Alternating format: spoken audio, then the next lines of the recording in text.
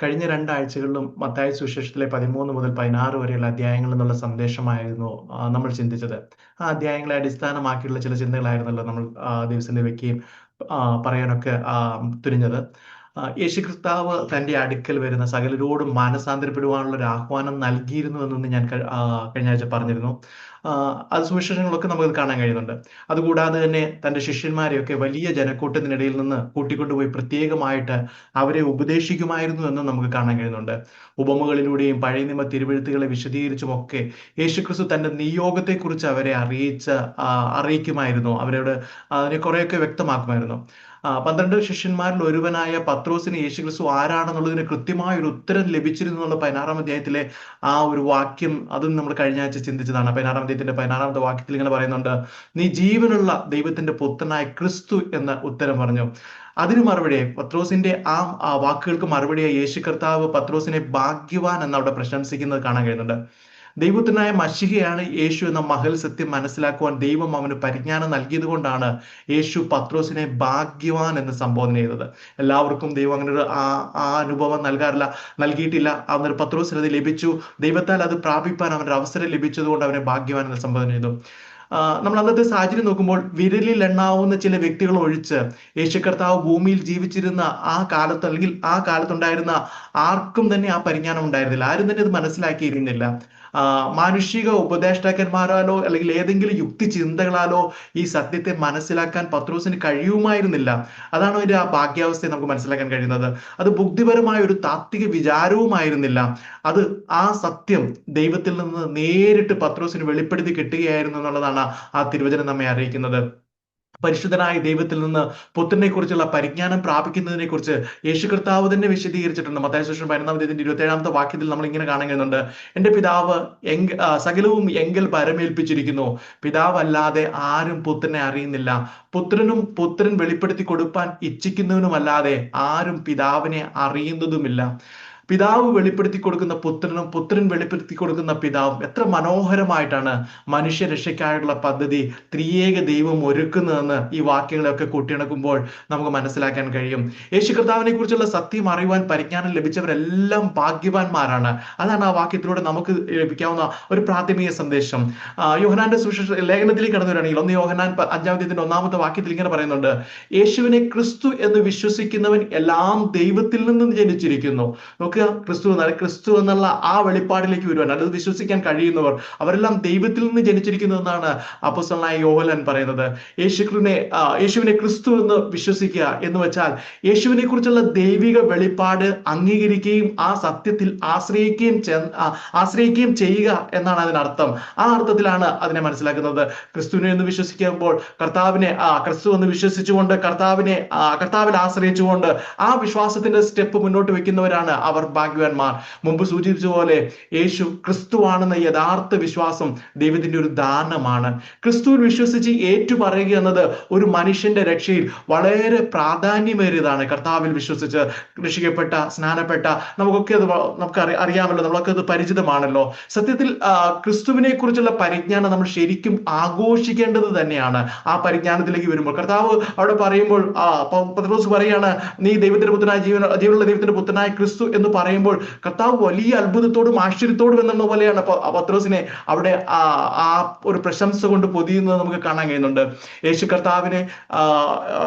ക്രിസ്തുവിനെ കർത്താവും രക്ഷിതാവുമായി സ്വീകരിക്കുന്നു എന്നൊരാൾ ഏറ്റു പറയുമ്പോഴും, സ്നാനപ്പെടുത്തുമ്പോൾ രക്ഷകനായ യേശു ക്രിസ്തുവിൽ വിശ്വസിക്കുന്നുവോ എന്ന് ചോദിക്കുമ്പോൾ വിശ്വസിക്കുന്നു എന്ന് ഏറ്റു പറയുമ്പോഴും അതൊക്കെ സ്വർഗത്തിൽ ഒരു ആഘോഷമാണ്. പ്രിയമുള്ളവരെ, അത് ആഘോഷിക്കേണ്ടത് തന്നെയാണ്. തീർച്ചയായും അത് അങ്ങനെ തന്നെ നമ്മുടെ ജീവിതത്തിൽ ഉണ്ടാകട്ടെ. ആയതിനാൽ തിരുവചനം പ്രസംഗിക്കുന്ന എല്ലാ സന്ദർഭങ്ങളിലും ആ പരിജ്ഞാനം പ്രാപിക്കാനുള്ള ആഹ്വാനവും അവസരവും ഒരുക്കേണ്ടതുണ്ടെന്നൂടെ ഞാൻ ഇതിനോടുകൂടി ചേർത്ത് പറയട്ടെ. യേശു ജീവനുള്ള ദൈവത്തിന്റെ പുത്രനായ ക്രിസ്തുവാണ് എന്ന് പൗത്രോസ് ഏറ്റു പറഞ്ഞതിനെ തുടർന്ന് യേശു ചെയ്യുന്നത് തുടർന്നുള്ള വാക്യങ്ങൾ നമുക്ക് കാണാൻ കഴിയുന്നുണ്ട്. അതിന്റെ 21 വാക്യത്തിലേക്ക് കടന്നു വരുമ്പോൾ പത്രോസിന്റെ ഈ പ്രഖ്യാപനം കഴിഞ്ഞു, യേശു പത്രോസിനെ ശ്ലാഘിക്കുന്നു. ഇതെല്ലാം കഴിഞ്ഞ് 21 വാക്യത്തിലേക്ക് നമ്മൾ കടന്നു വരുമ്പോൾ, അന്നു മുതൽ യേശു താൻ യെരൂശലേമിൽ ചെന്നിട്ട് മൂപ്പന്മാർ, മഹാപുരോഹിതന്മാർ, ശാസ്ത്രിമാർ എന്നിവരാൽ പലതും സഹിച്ച് കൊല്ലപ്പെടുകയും 3-ാം നാൾ ഉയർത്തെഴുന്നേൽക്കുകയും വേണ്ടത് എന്ന് ശിഷ്യന്മാരോട് പ്രസ്താവിച്ചു തുടങ്ങി. അവിടെ നോക്കുക, ഈ പദം അത് പ്രസംഗിക്കാൻ തുടങ്ങിയത് ഈ പത്രോസിന് ഈ വെളിപ്പാട് ഉണ്ടായതിനു ശേഷമാണ്. ഈ വെളിപ്പാട് പത്രോസ് പ്രഖ്യാപിച്ചതിന് ശേഷമാണ് അന്ന് മുതൽ എന്നുള്ള പദം. അതായത് ഇവിടെ കാണുന്ന അന്ന് മുതൽ എന്ന പദത്തിന് ഒത്തിരി പ്രാധാന്യമുണ്ട്, അല്ലെങ്കിൽ ഒത്തിരി പ്രധാനപ്പെട്ട ഒരു വഴിത്തിരിവ് തന്നെയാണ് ഈ അന്ന് മുതൽ എന്ന ആ പദം സൂചിപ്പിക്കുന്നത്.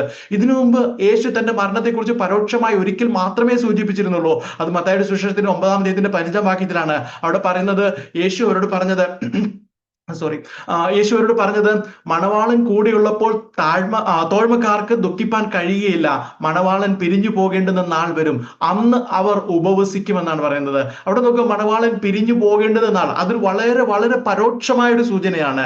അതുപോലെ തന്നെ യേശുക്രിസ്തു തന്റെ പുനരുദ്ധാനത്തെ കുറിച്ച് മുമ്പ് ഒരിക്കൽ മാത്രമേ സൂചിപ്പിച്ചിരുന്നുള്ളൂ. അത് 12-ാം അധ്യായത്തിന്റെ 39-40 വാക്യങ്ങളിലാണ്.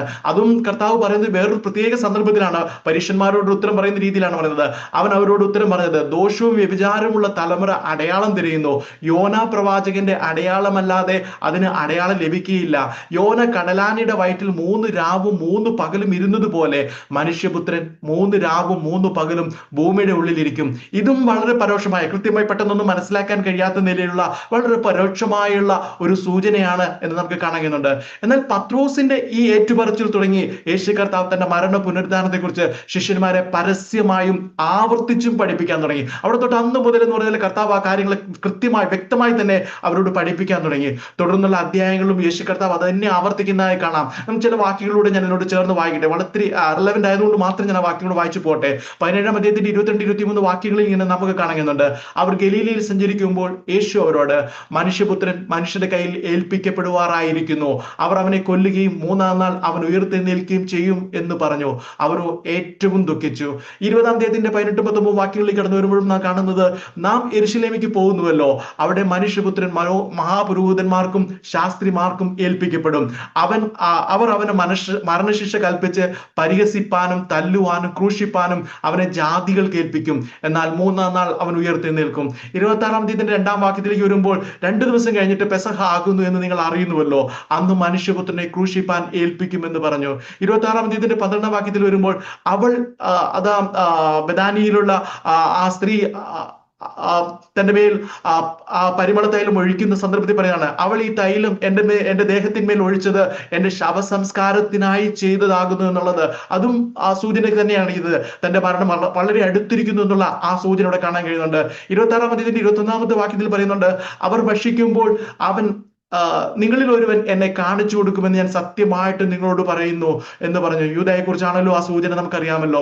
മത്തായി സുവിശേഷത്തിന്റെ 26-ാം അധ്യായത്തിന്റെ 31-ാമത്തെ വാക്യത്തിൽ കടന്നു വരുമ്പോൾ യേശു അവരോട്, ഈ രാത്രിയിൽ നിങ്ങൾ എല്ലാവരും എങ്കലിടറും, ഞാൻ ഇടയനെ വെട്ടും, കൂട്ടത്തിലെ ആടുകൾ ചിതറിപ്പോകുമെന്ന് എഴുതിയിരിക്കുന്നുവല്ലോ.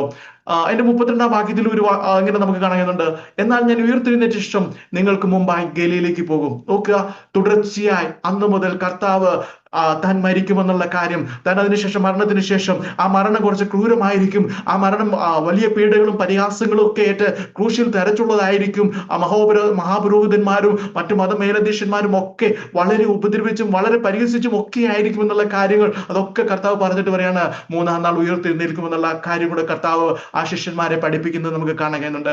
എന്നാൽ യേശുക്രിസ്തുവിന്റെ ഈ പഠിപ്പിക്കലുകൾ ശിഷ്യന്മാർക്ക് സ്വീകരിക്കാൻ വളരെ ബുദ്ധിമുട്ടായിരുന്നു. അവർക്കത് മനസ്സിലാക്കാൻ അല്പം പ്രയാസമെടുത്തു. 16-ാം അധ്യായത്തിൽ അത് ആദ്യമായി കേട്ടപ്പോൾ തന്നെ അവർ അസ്വസ്ഥരായി. അവർ അതിന്റെ തുടർന്നുള്ള വാക്കിൽ നമുക്ക് കാണാൻ കഴിയുന്നുണ്ട്.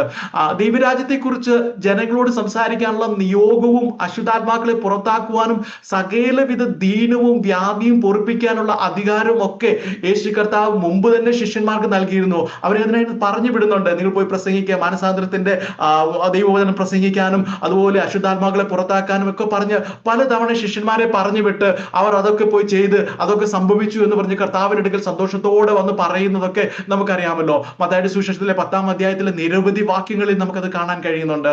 യേശു കർത്താവ് പ്രസംഗിച്ചതുപോലെ സ്വർഗരാജ്യം സമീപിച്ചിരിക്കുന്നു എന്ന് ഘോഷിക്കാനായിരുന്നു ശിഷ്യന്മാർക്ക് കിട്ടിയിരുന്ന നിർദ്ദേശം. അവർ അങ്ങനെ തന്നെ അത് ചെയ്തു. യേശു കർത്താവ് ക്രിസ്തുവാണെന്ന് വെളിപ്പാട് കിട്ടിയ ശിഷ്യന്മാർ, നമുക്കറിയാം, നമ്മൾ അതിലുള്ള തുടങ്ങിയത് ഇവിടെ പത്രോസിന് ആ ഒരു വെളിപ്പാട് കിട്ടി. പത്രോസിന് വെളിപ്പാട് കിട്ടുന്ന മറ്റു ശിഷ്യന്മാരൊക്കെ കേട്ടുകൊണ്ടിരിക്കുകയാണ്.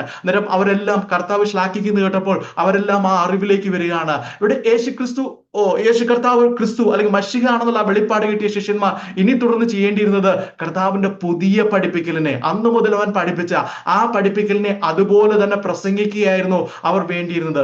തീർച്ചയായും അവർ മറ്റുള്ളവരോട് ഇങ്ങനെ പറയേണ്ടിയിരുന്നു, അല്ലെങ്കിൽ ഇങ്ങനെ പ്രസംഗിക്കേണ്ടിയിരുന്നു, ഇത് ദൈവപുത്രനായ യേശു ക്രിസ്തുവാണ്. നമുക്ക് യോഹന്നാൻ സ്നാപകൻ പറഞ്ഞ വാക്കുകളൊക്കെ നമുക്ക് ഓർമ്മയുണ്ടല്ലോ. അതേപോലെ തന്നെ ഇത് ദൈവപുത്രനായ ക്രിസ്തുവാണ്. അവൻ ഭൂമിയിലേക്ക് വന്നത് നിങ്ങളുടെ ഓരോരുത്തരുടെയും രക്ഷയ്ക്കായി കഷ്ടപ്പാടുകൾ ഏൽക്കാനാണ്. അതിന്റെ ശേഷം ഈ യേശു ക്രിസ്തു നിങ്ങൾക്ക് വേണ്ടി, നിങ്ങൾക്കായി കുരിശിൽ മരിക്കും. അത് പറയണമായിരുന്നു. അതിനെ തുടർന്ന് പറയണം, പിന്നീട് നിങ്ങളുടെ ഓരോരുത്തരുടെയും രക്ഷാപൂർത്തീകരണത്തിനായി മരിച്ചവരിൽ നിന്ന് അവൻ ഉയർത്തെഴുന്നേൽക്കുകയും ചെയ്യും. ഈ കാര്യങ്ങളായിരുന്നു അവർ, ഈ ശിഷ്യന്മാർ തുടർന്ന് പ്രസംഗിക്കേണ്ടിയിരുന്നത്. ആദ്യ മാനസാന്തരത്തിന് വേണ്ടി പ്രസംഗിക്കുവാൻ അവരോട് പറഞ്ഞ പോലെ അവർ തുടർന്ന് പ്രസംഗിക്കേണ്ടിയിരുന്നത് ഈ പറഞ്ഞ വാചകങ്ങളായിരുന്നു അവർ തുടർച്ചയായി ജനങ്ങളോട് പറയേണ്ടിയിരുന്നത്. യേശു കർത്താവ് ഈ സന്ദേശം ഒന്നിലധികം തവണ ശിഷ്യന്മാരോട് പറഞ്ഞതുപോലെ തന്നെ ശിഷ്യന്മാരും ഇത് പല തവണ പ്രസംഗിക്കണമായിരുന്നു. യേശു കർത്താവ് ഈ ഭൂമിയിലായിരുന്നപ്പോൾ ചെയ്ത അത്ഭുത പ്രവൃത്തികൾ നമുക്കറിയാം. കാരണം എല്ലാവരും അതിനെയാണ് ഓർക്കുന്നത്. ഏറ്റവും കൂടുതൽ പ്രസംഗങ്ങൾ അതിനെക്കുറിച്ചാണ്. യേശു ചെയ്ത അത്ഭുതം പോലെ ഇന്ന് നിന്റെ വീട്ടിലും നിന്റെ കുടുംബത്തിലും നിന്റെ വ്യക്തിപരമായ അനുഭവത്തിലൊക്കെ പുതിയൊരു അത്ഭുതം എന്നുള്ള രീതിയിലൊക്കെ ഒത്തിരി പ്രസംഗങ്ങൾ നമ്മൾ കേട്ടിട്ടുണ്ട്. യേശു കർത്താവ് ചെയ്ത ആ അത്ഭുത പ്രവൃത്തികൾ അതൊക്കെ അനേകരുടെ രോഗികളെ സൗഖ്യമാക്കിയിട്ടുണ്ട്. അനേകരുടെ ശാരീരിക വൈകല്യങ്ങളെ കർത്താവ് ഭേദപ്പെടുത്തിയിട്ടുണ്ട്. അനേകർക്ക് ഭക്ഷണം നൽകിയിട്ടുണ്ട്. അനേകരുടെ സങ്കടങ്ങളെ കർത്താവ് പരിഹരിച്ചിട്ടുണ്ട്. ഇതെല്ലാം ഈ ലോകത്തിലെ തന്നെ ശാശ്വതമല്ലാത്ത ചില നന്മകളും ഭാഗ്യങ്ങളുമായിരുന്നു. പ്രിയമുള്ളവരെ ഓർക്കുക, അത് ഈ ലോകത്തിലെ തന്നെയാണ്, ഈ ലോകത്തിലെ ശാശ്വതമല്ലാത്തതാണ്, അതായത് നിലനിൽക്കുന്നതല്ല, ചില നന്മകളും ഭാഗ്യങ്ങളും മാത്രമായിരുന്നു. എന്നാൽ തന്റെ മരണത്തിലൂടെ യേശു കർത്താവ് ഒരുക്കുന്ന ഭാഗ്യാവസ്ഥ നോക്കുക. പത്രോസിനോട് പറയുന്നുണ്ട്, നീ ഭാഗ്യവാനെന്ന് പറയുന്നുണ്ട്. ഈ പറയുന്ന തുടർന്ന് കർത്താവ് തന്റെ മരണത്തെക്കുറിച്ച്, തന്റെ ഉയർത്തെഴുന്നേൽപ്പിനെ കുറിച്ചൊക്കെ പ്രസംഗിക്കുമ്പോൾ പിന്നെയും ശിഷ്യന്മാർക്ക് വിശ്വസിക്കാൻ കഴിയില്ലെങ്കിലും അത് വിശ്വസിക്കുന്നവർ ഭാഗ്യവാന്മാരാണെന്നുള്ളത് നമുക്കറിയാം. അതുപോലെ ആ മരണാവസ്ഥയിൽ കൂടെ അല്ലെങ്കിൽ മരണത്തിലൂടെ ഒരുക്കുന്ന ആ ഭാഗ്യാവസ്ഥ അത് നിലനിൽക്കുന്നതാണ്, അത് നിത്യജീവനാണ്. അതാണ് കർത്താവ് പകരുവാനായിട്ട് ആഗ്രഹിക്കുന്നത്. വിശ്വസിച്ച് രക്ഷിക്കപ്പെട്ട എല്ലാ ഭക്തന്മാർക്കും ഉയർത്തെഴുന്നേറ്റ യേശു കർത്താവിനോടുകൂടി എന്നേക്കുമായി സ്വർഗത്തിൽ വസിക്കുവാനുള്ള ഒരു അത്ഭുത പദവിയാണ് ആ ഭാഗ്യാവസ്ഥ എന്നുള്ളത് നാം മനസ്സിലാക്കുക. ശിഷ്യന്മാർക്ക് ആദ്യം അത് മനസ്സിലായില്ല. അവരത് ആ നിലയിലൊന്നും അതിനെ ഗ്രഹിച്ചില്ല. അതുപോലെ തന്നെ ദൈവമക്കൾ എന്ന് അവകാശപ്പെടുന്ന നിരവധി പേർക്ക് ഇന്നും അത് മനസ്സിലായിട്ടില്ല എന്നുള്ളതാണ് വളരെ സങ്കടകരമായ അവസ്ഥ. അതുകൊണ്ടാണ് അവരുടെ പ്രസംഗങ്ങളെല്ലാം തന്നെ ഭൗതിക വിഷയങ്ങളിൽ കേന്ദ്രീകരിക്കുന്നത്. അതുകൊണ്ട് തന്നെയാണ് അവരുടെ കേൾവിക്കാർ അതിന് അധികം പ്രസക്തി കൊടുക്കുന്നത്. കാരണം നമുക്കറിയാം, അങ്ങനെയുള്ള പ്രസംഗങ്ങളിൽ ആളുകൾ ഓടിക്കൂടാറുണ്ട്, ഒത്തിരി അവർക്ക് പ്രോത്സാഹനം ലഭിക്കാറുണ്ട്, അവിടെയൊക്കെ വലിയ ആൾക്കൂട്ടങ്ങളൊക്കെ ഉണ്ട്. അതുകൊണ്ട് തന്നെയാണ് ആ കാര്യങ്ങളെന്ന് അത് മനസ്സിലാക്കാൻ കഴിയുന്നത്. അല്ലെങ്കിൽ കർത്താവിന്റെ ക്രൂശമരണത്തിന്റെ ആ പ്രസക്തിയൊക്കെ മനസ്സിലാക്കാൻ അവർക്ക് കഴിയുന്നില്ല എന്നുള്ളത് കൊണ്ട് തന്നെയാണ് അതെല്ലാം സംഭവിക്കുന്നത്. യേശുക്രിസ്തുവിന്റെ മരണ പുനരുദ്ധാനത്തിലൂടെ ലഭിക്കുന്ന അനുഗ്രഹങ്ങളെ കുറിച്ചുള്ള ആ വെളിപ്പാടിലേക്ക് നമുക്ക് എത്തിച്ചേരാൻ കഴിഞ്ഞില്ലെങ്കിൽ, പ്രിയമുള്ളവരെ ഓർക്കുക, നമുക്ക് ആ വെളിപ്പാടിലേക്ക് എത്തിച്ചേരാൻ കഴിഞ്ഞില്ലെങ്കിൽ നല്ല വിളവ് ലഭിച്ച് കളപ്പുരയിൽ അതെല്ലാം കൂട്ടിവെച്ചിട്ട് ഒന്നും അനുഭവിക്കാനാകാതെ തീർന്നു പോയ ഒരു മൂടന്റെ കഥ കർത്താവ് പറഞ്ഞിരുന്നു. ആ മൂടനെ പോലെ ആകും നമ്മളും എന്ന് നാം ഓർക്കണം. പ്രിയമുള്ളവരെ, ആ വെളിപ്പാടുകളിലേക്ക് നാം എത്തിച്ചേരേണ്ടതുണ്ട്. തീർച്ചയായിട്ടും ആ വെളിപ്പാട് നമ്മുടെ ഉള്ളിൽ തിളങ്ങേണ്ടതുണ്ട്. തീർച്ചയായും ഈ വെളിപ്പാട് നമ്മൾ പ്രാപിക്കുന്നത് നമ്മുടെ ഏതെങ്കിലും ജ്ഞാനത്താലോ കഴിവിനാലോ അല്ല. അതും നാം ഓർക്കുക. ആയിരുന്നുവെങ്കിൽ ഇത്ര തെളിവോടെ ഇതിനെ ബോധ്യം വരുത്തുന്ന വിധത്തിൽ ദൈവഭക്തന്മാർ ലോകമെമ്പാടും പ്രബോധിപ്പിച്ചിട്ടും പ്രസംഗിച്ചിട്ടും വിശ്വസിക്കാൻ കഴിയാതെ നഷ്ടപ്പെട്ടു പോകുന്ന അനേകർ നമ്മുടെ കൺമുമ്പിലൂടെ കടന്നു പോകില്ലായിരുന്നു. കാരണം നമുക്കറിയാം, അനേകർക്ക് ഇത് മനസ്സിലായിട്ടുണ്ട്. അനേകർ ആ നിലയിൽ ഈ വചനത്തെ കുറിച്ചൊക്കെ അറിയാറുണ്ട്. എങ്കിലും ഈ വെളിപ്പാടിലേക്ക് കടന്നു വരുവാൻ, അവനിൽ വിശ്വസിപ്പാൻ അത് കഴിയാതെ പോകുന്നത് അതിനെ ആ നിലയിൽ കർത്താവിൽ നിന്ന് കൃപ പ്രാപിക്കാൻ അവർക്ക് കഴിയുന്നില്ല എന്നുള്ളതാണ്. ഈ സന്ദർഭത്തിൽ യേശു എന്താണ് പറയുന്നത് ശിഷ്യന്മാർക്കെന്ന് മനസ്സിലായിരുന്നില്ല. പിന്നീട് യേശുവിനെ അറസ്റ്റ് ചെയ്ത് ക്രൂശിൽ തെരച്ച് കൊന്നപ്പോൾ അവന്റെ മരണം അവർക്കൊരു ഞെട്ടലായിരുന്നു. അവർ അതിനെ വളരെ ഭീതിയോടെ തന്നെ കണ്ടത്. ഉടനെ അവർ ഓരോരുത്തരും അവിടെ നിന്നും അതായത് ആ ക്രൂശിക്കപ്പെട്ട സ്ഥലത്തിൽ അല്ലെങ്കിൽ പിടിക്കപ്പെട്ട സ്ഥലത്ത് നിന്നും സ്വന്തം നാട്ടിലേക്കും വീട്ടിലേക്കും ഒക്കെ ചിതറിപ്പോയി. കർത്താവ് അതും പറഞ്ഞിരുന്നു, നിങ്ങളെല്ലാം ചിതറിപ്പോകും, ഇടനെ വെട്ടുമ്പോൾ നിങ്ങളെല്ലാം ചിതറിപ്പോകുന്ന കർത്താവ് മുമ്പൂട്ടി പറഞ്ഞിരുന്നു. നമുക്കറിയാം, എമ്മൗസിലേക്ക് യാത്രയാകുന്ന ശിഷ്യന്മാരുടെ സംഭാഷണവും വളരെ നിരാശയിലായിരുന്നു എന്ന് നമുക്കറിയാം. അവരുടെ ആ കാര്യങ്ങളൊക്കെ നമ്മൾ ഈ പ്ലാറ്റ്ഫോമിൽ തന്നെ മുമ്പ് ചിന്തിച്ചിട്ടുള്ളതാണല്ലോ. അവരുടെ ആ സംഭാഷണത്തെ ഓർക്കാമല്ലോ, അതും ആ നിരാശയിൽ തന്നെയായിരുന്നു എന്ന് നമുക്കറിയാമല്ലോ. അവരെ പോലെ തന്നെ അവരിൽ ആർക്കും തന്നെ അവന്റെ മരണത്തിന്റെ ആവശ്യകത, അതിൻ്റെതായ ആ പ്രത്യേകത മനസ്സിലായില്ല. അവരാരും തന്നെ അവന്റെ പുനരുദ്ധാനത്തെ പ്രതീക്ഷിച്ചിരുന്നില്ല. അവരാരും അത് വിശ്വസിച്ചിരുന്നില്ല. പിൽക്കാലത്ത് പിന്നീട് യേശു കർത്താവ് ഉയർത്തെഴുന്നേറ്റു. ആ ഉയർത്തെഴുന്നേറ്റതിനെ കുറിച്ച് കേട്ട ശിഷ്യന്മാരിൽ ഭൂരിഭാഗവും അത് വിശ്വസിച്ചില്ല. അവർ പിന്നെയും അത് വിശ്വസിക്കാൻ തയ്യാറാകാതെ കല്ലറയ്ക്കുള്ളിൽ ഓടിപ്പോയി നോക്കുന്നു. അങ്ങനെയുള്ള പല കാര്യങ്ങളൊക്കെ നമുക്കറിയാവുന്ന കഴിയുന്നുണ്ട്. പിള്ളേരെ, അവർ യേശു മശിഹായിൽ കഷ്ടം അനുഭവിക്കുന്ന ഒരു രക്ഷിതാവിനെ അവർക്ക് കാണാൻ കഴിഞ്ഞില്ല. അവർക്ക് ആ ഒരു നിലയിൽ കർത്താവിനെ മനസ്സിലാക്കുവാനോ കർത്താവിന്റെ ആ തിരുഹിതത്തെ ദൈവഹിതത്തെ മനസ്സിലാക്കുവാനോ ഒന്നും കഴിഞ്ഞില്ല. തങ്ങളുടെ ശത്രുക്കളെ കീഴടക്കുന്ന ശക്തനായ ഒരു ജേതാവായിരിക്കും യേശു ക്രിസ്തു എന്നാണ് അവർ പ്രതീക്ഷിച്ചത്. അവർ അതിനുവേണ്ടിയായിരുന്നു കാത്തിരുന്നത്. അതായത് അവരുടെ കാലത്തെ മറ്റെല്ലാവരെയും പോലെ റോമാക്കാരെ പുറത്താക്കി വീണ്ടും ഒരു സ്വതന്ത്ര രാഷ്ട്രമാക്കി അവരെ സ്ഥാപിക്കുന്ന ശക്തനായ ഒരു രാഷ്ട്രീയ വ്യക്തിയായിട്ടാണ് അവർ യേശു കർത്താവിനെ കരുതിയത്. അങ്ങനെയുള്ള പദവിയിൽ ഇരിക്കുന്ന യേശു ക്രിസ്തുവിന്റെ ഒരു ഉപദേഷ്ടാവായി സേവനം ചെയ്യാമെന്ന് ഒരുപക്ഷെ പത്രോസ് സ്വപ്നം കണ്ടില്ലെങ്കിൽ ചിന്തിച്ചിരിക്കാം. അങ്ങനെയൊക്കെയുള്ള ഒരു ചിന്തയിലായിരിക്കാം പത്രോസ് തുടർന്നുള്ള വാക്കുകളൊക്കെ പറയുന്നതെന്ന് നമുക്ക് മനസ്സിലാക്കാം. തന്റെ മരണ പുനരുദ്ധാരണത്തെ കുറിച്ച് യേശു ക്രിസ്തു അവരോട് അറിയിച്ചപ്പോൾ മുമ്പ് ജീവനുള്ള ദൈവത്തിന്റെ പുത്രനായ ക്രിസ്തു എന്ന് താൻ സംബോധന ചെയ്ത യേശു കർത്താവിനെ പത്രോസ് ശാസിക്കുന്നതാണ് അതിന്റെ 22-ാം വാക്യത്തിലേക്ക് കടന്നു വരുമ്പോൾ നമുക്ക് കാണുന്നത്. മത്തായിയുടെ സുവിശേഷം 16-ാം അധ്യായത്തിന്റെ 22-ാമത്തെ വാക്യം അതിങ്ങനെ വായിക്കുന്നു. പത്രോസ് അവനെ വേറിട്ട് കൊണ്ടുപോയി, കർത്താവെ, അത് അരുത്, നിനക്ക് അങ്ങനെ ഭവിക്കരുതേ എന്ന് ശാസിച്ചു തുടങ്ങി. ശാസിച്ചു തുടങ്ങി. അതിന്റെ അധികാരത്തോടെയുള്ള ഒരു പദമാണ് ശാസിച്ചു തുടങ്ങി എന്നൊക്കെ പറയുമ്പോൾ അത് വളരെ അതിശയകരമായ ഒരു പദം തന്നെയാണെന്ന് നമുക്ക് മനസ്സിലാക്കേണ്ടതുണ്ട്. പെന്തക്കോസ്ത് നാളിൽ പരിശുദ്ധാത്മാവിനാൽ നിറയുന്നത് വരെയുള്ള പത്രോസിന്റെ സ്വഭാവം വളരെ വിചിത്രമായ ഒന്നായിരുന്നു. നമുക്കറിയാം, പത്രോസിനെ കുറിച്ച് പ്രസംഗിക്കുമ്പോഴൊക്കെ പത്രോസിന്റെ താഴ്ചകൾ, വീഴ്ചകൾ, ഉയർച്ചകൾ ഇതെല്ലാം ദേവദാസന്മാരൊക്കെ എഴുതിട്ട് പറയാറുണ്ടല്ലോ. അതുപോലെ വളരെ വിചിത്രമായ ഒന്നായിരുന്നു. ഒരു നിമിഷം കൊണ്ട് ഉയരത്തിലേക്ക് കയറും, അതിനടുത്ത നിമിഷം ആഴത്തിലേക്ക് പതിക്കുന്ന ഒരു സ്വഭാവം. എന്നാൽ പിൽക്കാലത്ത് പരിശുദ്ധാത്മാവിനാൽ നിറയുകയും ശക്തി പ്രാപിക്കുകയും ചെയ്ത പത്രോസ് നടത്തിയ പ്രസംഗങ്ങൾ എല്ലാം തന്നെ അപ്പോസ്തല പ്രവൃത്തിയുടെ അധ്യായങ്ങളിലൊക്കെ നമുക്ക് കാണുന്നുണ്ട്. എല്ലാം തന്നെ യേശു ക്രിസ്തുവിന്റെ ക്രൂശ് മരണത്തെയും ഉയർത്തെഴുന്നേൽപ്പിനെയും അതിൽ വിശ്വസിക്കുന്നതിലൂടെ പ്രാപിക്കാനാകുന്ന രക്ഷയെയും കുറിച്ച് മാത്രമായിരുന്നു. നിങ്ങൾ ക്രൂശിച്ചു കൊന്ന, നിങ്ങൾ കുത്തിക്കൊന്ന, നിങ്ങൾ കുത്തിയെങ്കിലേക്ക് നോക്കുക, അങ്ങനെ ആ രീതിയിലുള്ള വാക്കുകൾ മാത്രമായിരുന്നു പത്രോസ് പറയുന്നത് എന്ന് നമുക്ക് കാണാൻ കഴിയുന്നുണ്ട്. പിന്നെ ഇന്നത്തെ ശുശ്രൂഷകരെ നയിക്കുന്നത്, ഇതിൽ നമുക്കൊരു പാഠമുണ്ട്. ഇന്നത്തെ ശുശ്രൂഷകരെ നയിക്കുന്നത് പരിശുദ്ധാത്മാവ് തന്നെയാണോ എന്നത് അവരുടെ പ്രസംഗങ്ങളിൽ ഊന്നൽ കൊടുക്കുന്ന വിഷയത്തെ ആസ്പദമാക്കി വിവേചിക്കാനാവും എന്നുള്ളതും നമുക്ക് ഈ ചിന്തയിൽ നിന്ന് നമുക്ക് മനസ്സിലാക്കാൻ കഴിയുന്നുണ്ട്. മുമ്പ് യേശു കർത്താവിനെ മിശിഹായി ഏറ്റുപറഞ്ഞ പത്രോസ് തന്റെ ഏറ്റുപറച്ചിലൂടെ യേശു മിശിഹായുടെ അധികാരത്തിന്റെ കീഴിലേക്ക് സ്വയം ഏൽപ്പിച്ചു കൊടുക്കുകയായിരുന്നു.